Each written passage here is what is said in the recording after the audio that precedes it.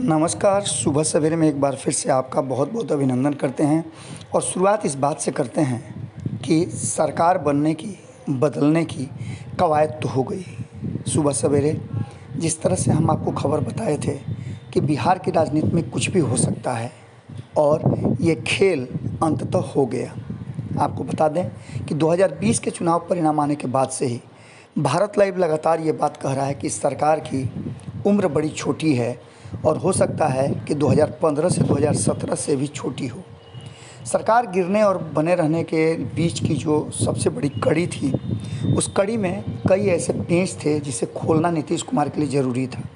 नीतीश कुमार ने संकेत तो उसी समय दे दिया था जब वो अपने दल के नेताओं के साथ विधायक और उम्मीदवार सभी को बैठा कर के जब बातचीत कर रहे थे तो उन्होंने साफ कहा था कि कौन दोस्त था कौन दुश्मन था ये पता ही नहीं चला और दोस्त दुश्मन की पहचान करने में नीतीश कुमार को कहा जाए तो लगभग 20 महीने लग गए।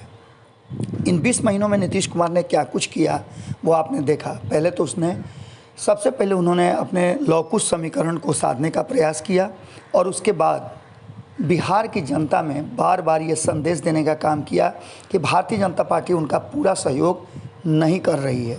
नीति आयोग की रिपोर्ट के बाद से बातें खुलने लगी, लेकिन सबसे बड़ा साइन तो उन्होंने दिया था सरकार बदलने का जब तेजस्वी यादव को लेकर के प्रधानमंत्री नरेंद्र मोदी के पास जातीय जनगणना कराने गए थे। इतना ही नहीं, जब से 2014 का चुनाव हुआ है, नीतीश कुमार के मन में ये इच्छा बलौती थी कि वो प्रधानमंत्री के उम्मीदवार हों और नरेंद्र मोदी को सीधी टक्कर दें। बिहार के मुख्यमंत्री पद से नीतीश कुमार ने कल इस्तीफा दिया। अब वो आरजेडी के साथ मिलकर सरकार बनाएंगे और लगभग 7-8 दलों का एक समूह हो गया है। जो महागठबंधन 2015 में था उससे भी बड़ा हो गया है और इन सारी बातों को लेकर के राज्यपाल से मिलकर दावा ठोक दिया है नई सरकार बनाने का। इससे पहले आपको हमने बताया था कि भारतीय जनता पार्टी अभी मुंह ताक रही थी, तब तक जेडीयू के सारे विधायक और सारे सांसदों को पटना बुला लिया गया और नीतीश कुमार ने बीजेपी के सामने गठबंधन तोड़ने का ऐलान कर दिया और इस पर मुहर लग गई उनके संसदीय दल की। उसके बाद नीतीश कुमार फागू चौहान जो राज्यपाल हैं बिहार के, उनके पास गए और अपना त्यागपत्र सौंपा। ऐसा नहीं कि ये कोई अचानक हुआ था, हमने आपको कई कड़ियाँ बताई थी और ख़ास करके उन बातों को आप ध्यान से सुनिए जब इफ्तार पार्टी में पैदल पैदल ही नीतीश कुमार तेजस्वी यादव के या कहा जाए तो राबड़ी आवास के में गए और उन्होंने बड़ा ही आत्मीयता के साथ सहर्ष स्वीकार किया था वो निमंत्रण। उसके बदले तेजस्वी यादव भी नीतीश कुमार के इफ्तार पार्टी में पहुंचे और यहीं से वो कहानी शुरू हुई जिसमें अपने साख को बचाने के लिए और अपने वोट बैंक को मजबूत करने के लिए नीतीश कुमार ने फैसला ले लिया था। साफ तरीके से तेज प्रताप यादव ने भी संकेत दे दिए थे कि हमारी सीक्रेट बातचीत हो गई है, खेला तो होगा ही, अब तो सरकार भी हमारी बन गई है। इसके पहले आपको बता दें कि चिराग पासवान ने भी, जो हम लगातार कर रहे थे, उसका समर्थन चिराग पासवान भी कर रहे थे कि इस सरकार की मियाद बड़ी छोटी है। उन्होंने मध्यावधि चुनाव की बात कही थी, लेकिन हमने कहा था कि चुनाव में जाना नीतीश कुमार नहीं चाहेंगे, बशर्ते कि वो भारतीय जनता पार्टी को डाउन करना चाहेंगे और इसके लिए उन्होंने शुरुआत की एआईएमआईएम के विधायकों को आरजेडी के खेमा में भेज करके। इतना ही नहीं, जगदानंद सिंह के बयानों में भी विरोधाभास रहा, लेकिन जगदानंद सिंह मजे हुए खिलाड़ी हैं। आपको पता है कि जब लालू प्रसाद जेल गए थे तो उन्होंने कैसे राबड़ी सरकार बनवाई और चलवाई थी।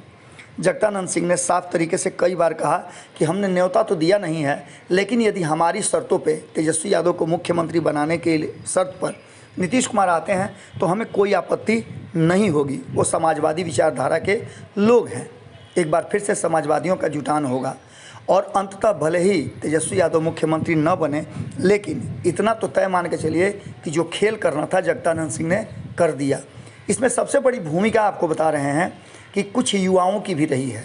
कारी शोएब आपको याद होंगे, जिन्होंने युवाओं का रोड मार्च कराया था और जेपी आंदोलन की तरह एक बड़ा आंदोलन सरकार के विरुद्ध किया था, जिसकी अगुवाई तेजस्वी यादव ने की थी और सदन के भीतर और बाहर किस तरह से विरोधी विधायकों को पीटा गया था, धक्का धुक्की किया गया था और उनको चोट तक लगी थी।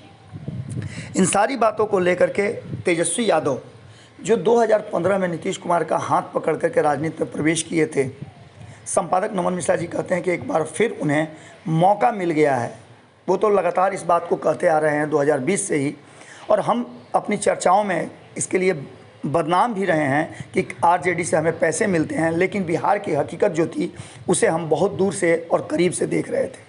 हमें इस बात का आभास उसी समय हो गया था जब नीतीश कुमार ने अपनी बातें कही थी और उन्होंने साफ तरीके से अपने दुख का इजहार किया था। इतना ही नहीं, कभी भी सहज भारतीय जनता पार्टी के साथ नीतीश कुमार नहीं रहे, और भारतीय जनता पार्टी भले ही बिहार में अपने सांगठनिक रूप से मजबूत हो, लेकिन नेता के रूप में बड़ा ही दीनहीन है, क्योंकि कोई भी ऐसा नेता नहीं है जो सबको एकजुट करके रख सके और सरकार को बनाए रखने के लिए जो ज़रूरी चीज़ें हैं, बयान हैं, उस पर कंट्रोल करके रखे। नीतीश कुमार, जानते हैं आप कि दिल पर कोई भी बात ले लेते हैं, और जब दिल पर ले लिया तो आज सारी चीज़ों को भुलाकर जिसको लेकर के 2017 में सरकार से अलग हुए थे, उन सब के रहते हुए नीतीश कुमार ने फिर से तेजस्वी यादव का हाथ पकड़ा है और आगे की राजनीति करने के लिए संभावनाएं व्यक्त की जा रही हैं कि नीतीश कुमार तेजस्वी यादव को बिहार की बागडोर सौंप कर खुद केंद्र की राजनीति करेंगे।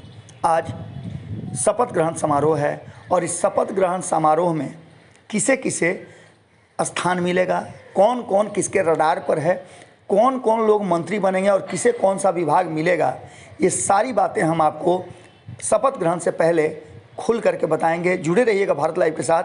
हमारी पूरी नज़र जिस तरह से कल लगातार बनी हुई थी और सबसे पहले हमने खबरों को आपके सामने ब्रेक किया था, उसके बाद आज भी हमारी पहुंच और हमारा दायरा जिस तरह का है, उस हिसाब से हम आपको बहुत सारी खबरें ऐसी देंगे जिसकी आप कल्पना भी नहीं कर सकते हैं। वहीं दूसरी तरफ भारतीय जनता पार्टी भी चुप बैठने वाली नहीं है, उस पर भी हमारा नज़र है। अगली खबर में जल्दी ही आपको मिलते हैं और बिहार की राजनीति की वो अनछुई पहलू और बदलती हुई सरकार की नई कहानी शुरू करते हैं। जुड़े रहिएगा। बहुत बहुत धन्यवाद। नमस्कार। अगर ये वीडियो पसंद आई और वह बिहार के राजनीति और बिहारियत से सरोकार रखेनी तो सब्सक्राइब बटन दबा के चैनल के सब्सक्राइब कर ली। ओजे एगो घंटी बा, ओकरा बटन दबा देला से कुल सटीक और मारक खबर रुआ मुफ्त में मिल जाई। अगर रुआ पत्रकारिता के हमनी के नया प्रयोग में सहयोग कर चाहतानी तो ज्वाइन बटन दबा दी। पेटीएम नंबर नोट कर ली 9386816700। धन्यवाद।